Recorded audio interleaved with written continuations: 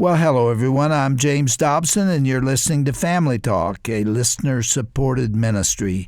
In fact, thank you so much for being part of that support for James Dobson Family Institute.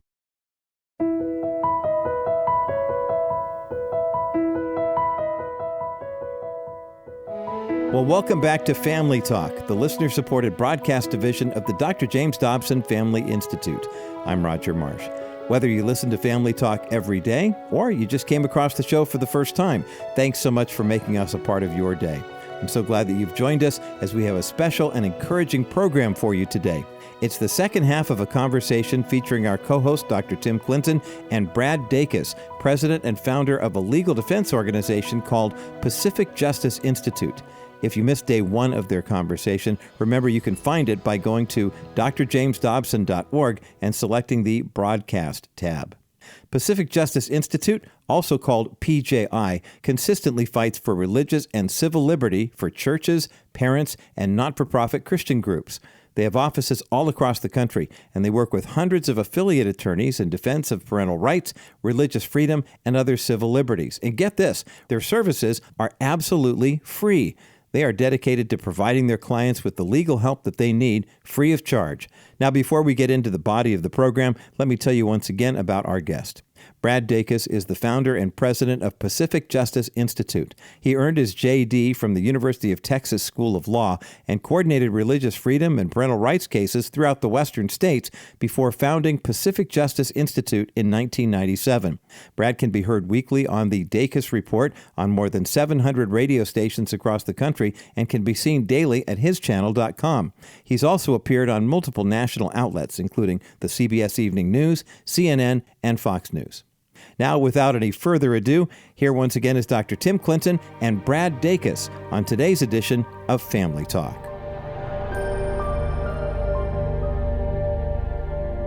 Brad, welcome back to Family Talk. What an amazing conversation we had yesterday. I love the linkage of understanding now why, people argue about Christians and politics, but when you start seeing that politics matter because policies matter, and policies is what this is all about, and policies are linked back to people, everyday people who are trying to scratch out a living and make their way through a pretty tough life.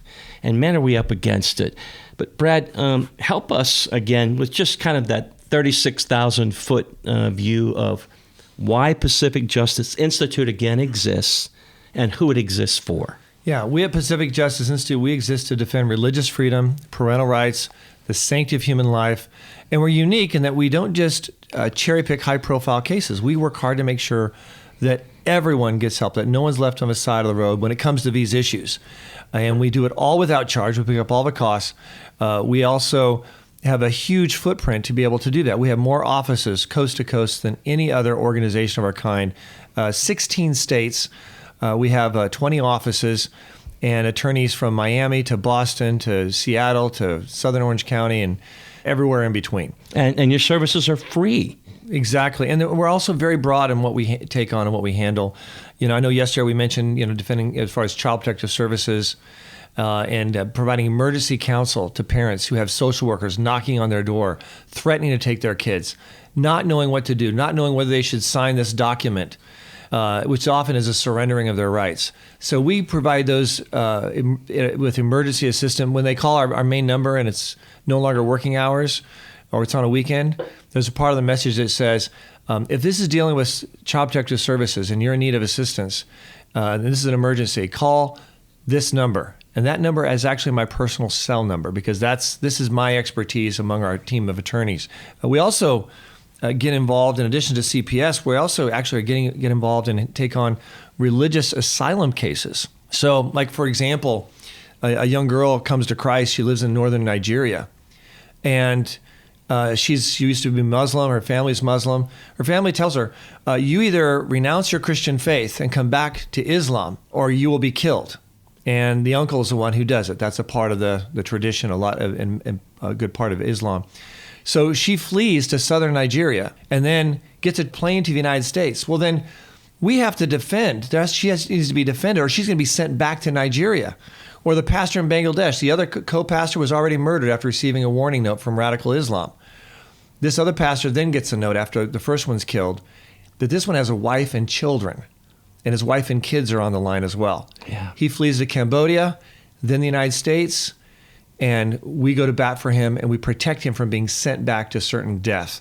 Brad, there were a number of cases here in our homeland that caught my attention that I think our listeners would really like to hear you talk about. I'm going to start out by going up to a case in Oregon. I know this would fire Dr. Dobson up. It's about indoctrinating our kids. The Pacific Justice Institute recently defended 2 teachers in Oregon who were fired for revealing what was being taught in sex ed in schools. Tell us about that case. What happened there? Yeah, it's interesting. It's the case is in Grants Pass, Oregon. And these 2 teachers were really concerned about what was going on and also about policies. So they decided, they didn't say anything to the students. They're very respectful to be professional, but they still want to get their message out. So on their own time, from their own homes, they put out a website or web messaging on the internet talking about what they think are good policies that should be adopted. Among those policies, for example, is a policy to respect the conscience of teachers, that they shouldn't be forced to use pronouns that violate their conscience when it comes to children who have confusion issues. They should be able to use alternatives like last names. Because of that, someone saw this on the internet and they reported this to the administration, this government institution for the school district. And because of that, they were investigated like criminals, and then they were fired. They contacted us at Pacific Justice Institute. We didn't hesitate. We have filed a lawsuit. After several months, we got their jobs back. Wow. But we're still continuing in the litigation because the school district still doesn't get it. They still don't know what they did was wrong. And I'll just spell it out plain and simple. No person working for the United States government, including public school teachers, should ever have as a condition of employment to work for the government that they have to agree with everything the government does and only say things that are positive in favor of the government or their government agency. That may be fine for communist China. That may be fine for Russia or Cuba or Venezuela. That's not fine for a nation that has a constitution and a First Amendment to respect the rights of every individual, whether we work for the government or not, to be able to express ourselves on our own time, in our own place, according to our own conscience and convictions. Yeah. It's just amazing to me, this battle that we're seeing over parental rights, this intrusion. And it's a war zone. And I think we're going to hear a lot more coming down that way. Let's jump to the vaccine mandate issue. I saw a number of cases that from Trader Joe's, there was an employee who was fired requesting a religious accommodation for taking the vaccine. You guys in September of 2021 filed a lawsuit on behalf of the LA Police Department. I saw where a lot of law enforcement are losing their jobs. Thousands. And we even see military being released. And the debate over whether or not they're going to get an honorable discharge, which is shocking to me. But what's the precedent out there? Where's this going? We at Pacific Justice Institute, we're not about being pro-vaccine or anti-vaccine. Now, I personally have very strong convictions. I do my homework. I do my research. But we're about freedom. And this whole vaccine issue with the COVID virus has opened the door for government tyranny, that if we allow it to take its full footing and let government get away with this, it's going to be a nightmare as a precedent for government control over other areas of our life moving forward. That's why everyone who appreciates freedom, liberty, and our constitutional rights should take this with a serious concern. The issue of face masks for kids, I think, falls right in line with this whole thing. A lot of school districts battling over this, and states are warring over it. Same line of thought here, isn't it? Yeah. By the way, they're showing that research is showing that mental health concerns for kids and even speech issues, etc., from wearing these masks are just going straight up. It's child abuse. And I'm not saying that's just because that's my feelings. I'm just looking at the numbers, the stats. Children are, in 2020, if they got the flu, they were more likely to die from the flu than if they got the COVID. So the COVID is actually less dangerous to a child in terms of fatality than the flu. It doesn't protect the children to force them to have an experimental vaccine, much less than it doesn't protect them to wear a mask when they don't need to. What we do know about the mask, it does lead, and of course your background in psychology, I think, is more formal than mine.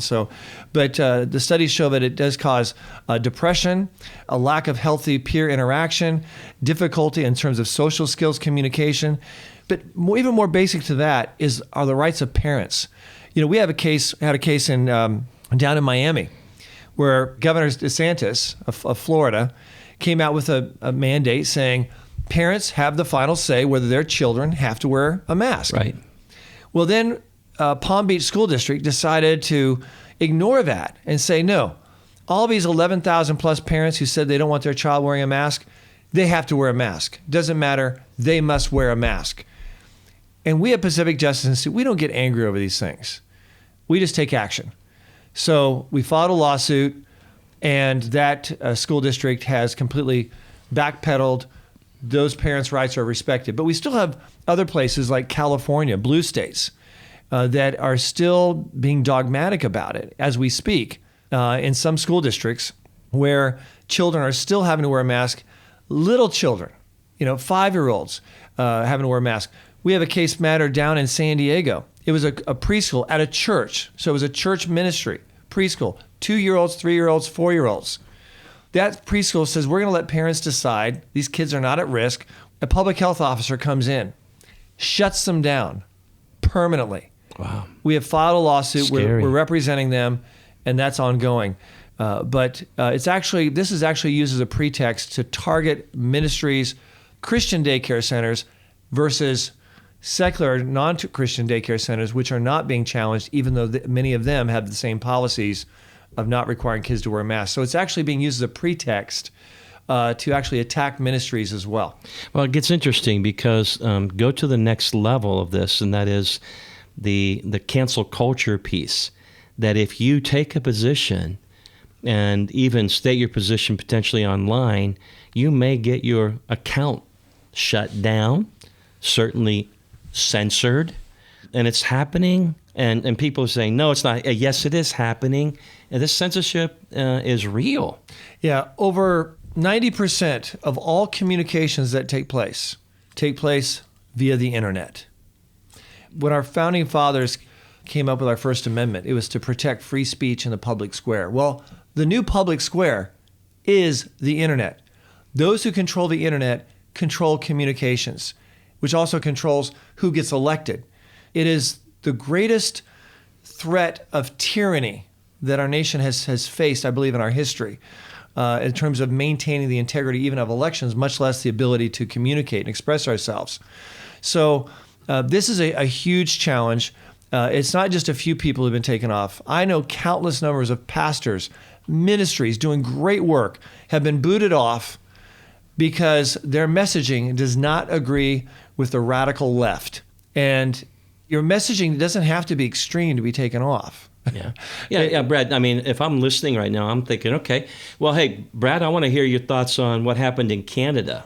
You have all these preachers, pastors up there who want to take a position, and they have sincerely held religious beliefs on sexuality, and they're getting canceled. And even, hey, somebody, Big Brother is watching everything they're doing, and they're knocking on the door. And people say, that's coming. That's coming. What are we doing to push back at this level? Because it's like big tech. We can't get our hands around it. They can do anything they want. They shut down President of the United States.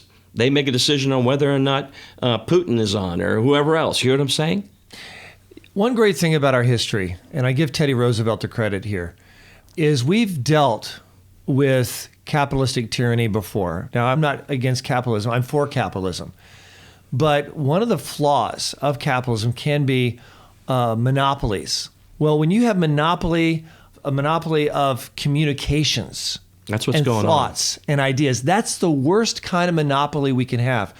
Early in our nation's history, in the early 1900s, under President Teddy Roosevelt, we adopted antitrust statutes and laws that had a big impact on maintaining integrity, non-monopolies, so we had a fair competing system in terms of economics. Right. In the same way, we have to maintain that same fair competing system with ideas and thoughts and convictions.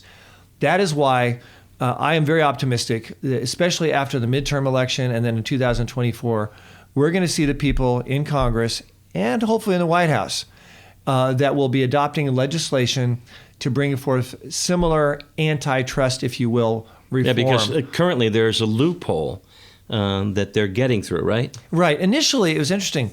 When the law was originally passed, it had protections, it had empowerments for social media, and at the same time, it had restrictions and limitations in terms of what they could do, what they couldn't say.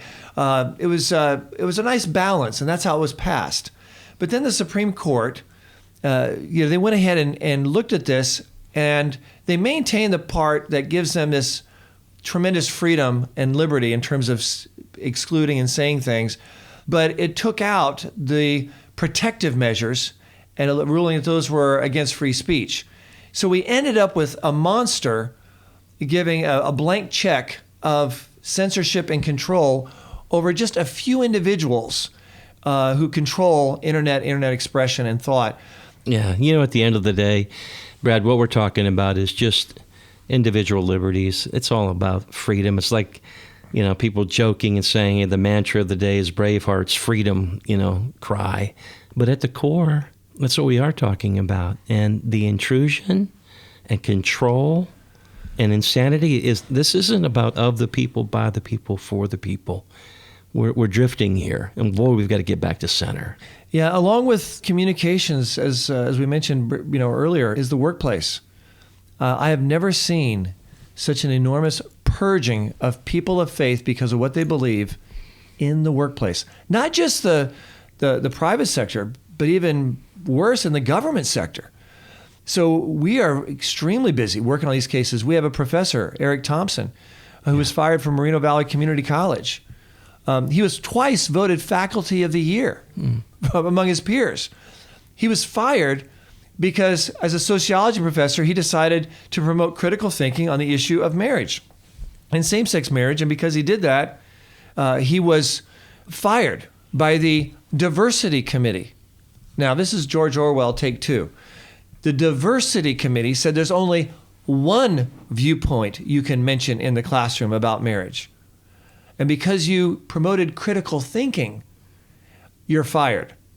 Well, we're representing him, and we have taken on and represented professors just like him, and we do so without charge across the country because it's becoming more and more difficult for universities to maintain the open marketplace of ideas, and most of them now have become the opposite. The most oppressive part of society and most censoring part of society has become what was once the open marketplace of ideas, which are universities and colleges. So bringing this all back to center and the Pacific Justice Institute, if I'm out there and I'm listening and I'm thinking about our conversation of the last 2 days, I'm saying, you know what? I know some parents who are struggling with their kids and who are fighting a school board. I know some parents that people are threatening to take their kids away because of what they believe. We're not talking about abuse here and stuff like that. We're talking about just people who have beliefs about how they want to raise their kids and more. Those kind of things become really important here because we want to battle back up through that judicial branch to bring some sanity to the modern day insanity that we see all over the internet. Yeah, there's several takeaways that people, I think, could actually do. Some things that are actually in their realm of involvement that can make a real difference. One is to let their pastor and their church be made aware of Our Church Finds Its Voice. Well, we need to pray for pastors, too, that they would become more emboldened and bold. Yes, and be aware of what their rights are to express themselves and not to be pleased of men, but legally, they have tremendous freedom. They can have voter registration at their churches. We are willing to work and help them all. All our work is without charge. We have a whole division. Pastor Peter Mort is there, ready to work with them. That's something they can do. We also, have resources. spelling things out in detail as to what they can do. For example, we have a 12-point resource on how to deal with social workers when they knock on your door. It's really clear, 12 steps to how to deal with CPS. We have other resources like for a business owner, and they want to know what their rights are to live their faith. We have a 2-part training video, Faith in the Workplace, on how they can legally evangelize their employees, their customers, their community, and overcome pressures from the outside to be silenced. We also have resource Reclaim Your School. It talks about strategies to practically and legally evangelize public schools, and a 4-part different models, 4 different ways that churches can start church homeschool co-ops right now as we speak. And all our resources, we not only provide free counsel and assistance to help them, but we also provide them free legal representation and protection if they're ever challenged or sued. We've got their back. Anywhere where the American flag is flying, we're willing to do that, and we do it. We've been doing it since 1997. By God's grace, we intend to continue to do that in the years ahead. You know, when we opened the broadcast, Brad, I talked about how it's been a pretty tough time. No, it's been a really tough time for all Americans, people around the globe, and specifically for Christians. It's a confusing time. There is frustration. There's a lot of angst, fear, anger. And the truth, it's been, let me use a mental health word, it's been pretty traumatic. And what happens in trauma is trauma makes you feel unsafe. It also works to silence you, to take away your voice. And this cancel culture thing has pushed to silence and shame and stigmatize good people. But silence, meaning to ignore these things, it's not an option anymore. The only way, they say the antidote to trauma is relationship. The only way we win this thing is we do it collectively together as the Church of Jesus Christ. We press in. What's interesting about churches is that, some churches close their doors and never open them up. They just went under. However, many churches are seeing a very exciting revitalization, if you will. My church in California, I'd say about 30% of our people have moved out of state. Yet our church is still growing. People attending church that have never attended before, they realize there's something empty out there. They realize that there's got to be more to life than what they have. They felt like they were in control before. Now they don't feel like they're in control. This is a fantastic opportunity for outreach, for helping address people and the issues that they're dealing with. Oftentimes also we can get discouraged as believers, I think, because we see the results. We become results oriented, and in a free market economy, I get that. Business is very results oriented, but spiritually, we're not to be results oriented. Results is a God thing. God is worthy of all glory and praise. He's the one who decides whether it's going to be in season or out of season in terms of the results and sharing the gospel. These are unprecedented times, difficult times, but God's at work. And He's at work through organizations like the Pacific Justice Institute. And if people want to locate you, find out more, maybe they have a case or something they'd like to share with you, how would they go about doing that? Yeah, or our resources are there. They can sign up to get our Legal Insider newsletter.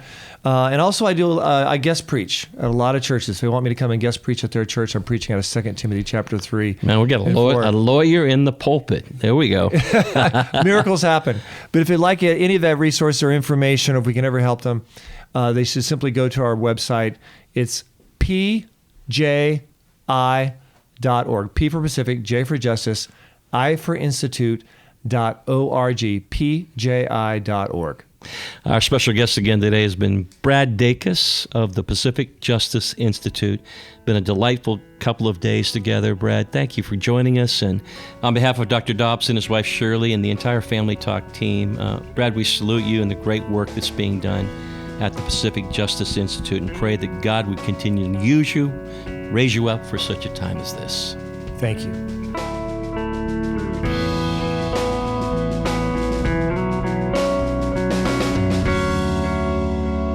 You've been listening to Family Talk, And that was the second and final installment of Dr. Tim Clinton's recent conversation with Brad Dacus. Brad is the president and founder of Pacific Justice Institute, a nonprofit legal defense organization whose mission is to defend religious liberties and parental rights for those who cannot defend themselves. I'd like to remind you that PJI has offices coast to coast and coordinates hundreds of affiliate attorneys nationwide. Thanks to generous donations, Pacific Justice Institute services are completely free, and they are known for taking cases that other religious liberty firms won't handle. To learn more about PJI, Brad Dacus, and what you can do to help defend civil liberties, go to drjamesdobson.org and select the tab that says Today's Broadcast. That's drjamesdobson.org and click the Today's Broadcast tab. Well, I'm Roger Marsh, and that's all the time we have for today. Thanks so much for listening, and please join us again next time right here for another edition of Dr. James Dobson's Family Talk.